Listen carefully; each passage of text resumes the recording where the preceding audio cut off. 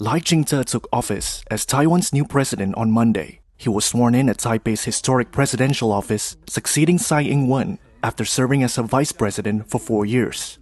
Lai said in his inauguration speech that peace is the only choice and that Beijing had to respect the choice of the Taiwanese people.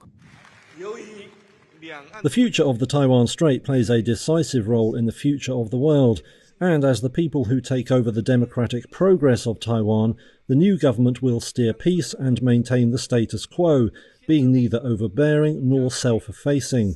I also want to call on China to stop threatening Taiwan politically and militarily, to take on global responsibility for the maintenance of peace and stability, and to ensure the world is free from the fear of war.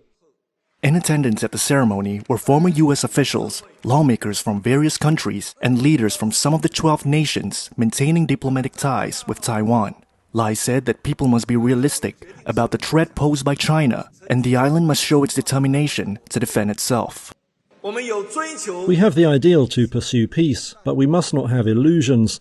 As long as China does not give up using force to invade Taiwan, citizens must understand this. Even if we accept all of China's claims and give up our sovereignty, China's ambition to annex Taiwan will not disappear.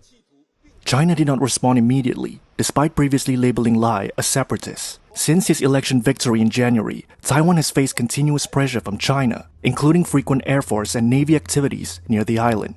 Beijing sees democratic Taiwan as part of its territory and hasn't ruled out using force to bring it under its control. U.S. Secretary of State Antony Blinken congratulated Lai, saying the United States looked forward to working with him to maintain peace and stability across the Taiwan Strait.